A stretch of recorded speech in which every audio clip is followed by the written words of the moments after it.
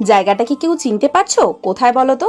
Jadavpur 8B বাস স্ট্যান্ডের একদম উল্টো দিকে স্টেশন রোডের রাস্তায়, যার দুধারে বসেছে ঢালাও বাজার। কিডস ওয়্যার থেকে শুরু করে জেন্টস ওয়্যার, লেডিস ওয়্যার, সমস্ত কিছুর দুর্দান্ত কালেকশন। হ্যাঁ, এটা শুনেই এখানে গেছিলাম। গিয়েও যে খুব একটা হতাশ হয়েছি তেমন না। গিয়ে দেখলাম চারদিকে designer nighty, kurti set, blouse এসব রয়েছে। আর এই উর্বশী দোকানটা থেকে তোমরা কুর্তি সেটগুলো দেখতে পারো।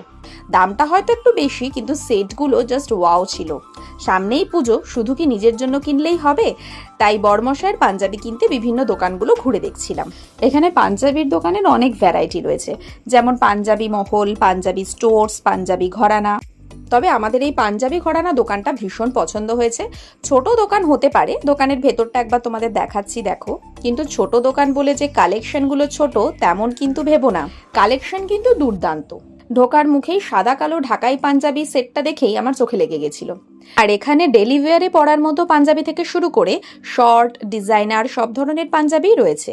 আমরা এরকম কটন ব্রোকেটের ওপরে পাঞ্জাবি খুঁজছিলাম, তাই এর বিভিন্ন কালার অপশনসগুলো দেখাচ্ছিল। তাছাড়া এরকম খাদি কটনের ওপরেও ছিল। তবে এই ইউনিক কালারের পাঞ্জাবিটা থেকে আমরা নিজেদেরকে সরাতে পারিনি। অ্যাকচুয়ালি আমার শাড়ির কালারের সঙ্গে কন্ট্রাস্ট করে একটা পাঞ্জাবি আমি কিনতে চেয়েছিলাম, আর ঠিক যেমনটা চেয়েছিলাম তেমনটাই ওনারা দেখাতেও পেরেছেন। কোয়ালিটিটা ভীষণ সুন্দর ওই কটন ব্রোকেটের ওপরেই। পাঞ্জাবিটা তোমাদের কেমন লাগছে কিন্তু জানিও। ওরকমই আরেকটা মফ কালারের ওপরেও ছিল। আর এই মিন্ট গ্রিন কালারের পাঞ্জাবিটা ভীষণ পছন্দ হয়েছিল, কিন্তু যেহেতু এই মুহূর্তে সেরকম কোনো জাঁকজমকপূর্ণ অনুষ্ঠান নেই, তাই আর কিনিনি। লোকেশন জানতে হলে আমাকে কমেন্টে জানিও।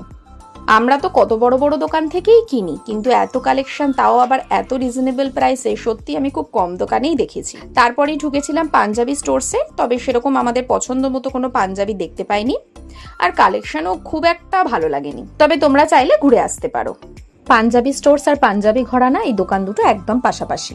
এবার সবশেষে বলি, আমি মূলত এখানে এসেছিলাম ব্লাউজের খোঁজে, তবে এখানে সেরকম ব্লাউজের কালেকশন পেলামই না। তোমরা যদি এরকম কোনো ব্লাউজের সম্ভার জেনে থাকো আমাকে অবশ্যই জানিও। সবশেষে ওখানের মোমোর দোকান থেকে চিকেন চিজ মোমো খেলাম, খুব সুন্দর ছিল। আর তার সাথে দীপিকার কিচেনে গেলাম। দামগুলো মোটামুটি ঠিকঠাকই লাগলো। বিভিন্ন কম্বো এখানে পাওয়া যায়, যেমন পোলাও মাটন মাত্র 200 টাকায়, পোলাও চিকেন। তবে আমরা একটা চিজ ফিশ ফ্রাই নিয়েছিলাম, দেখতে তো ভীষণ লোভনীয়। কি ভাবছো, খেতেও খুব সুন্দর? একদমই ভালো লাগেনি। যাই হোক, তোমাদের শপিং কেমন চলছে জানিও, আরো অনেক শপিং ভিডিও নিয়ে আসছি।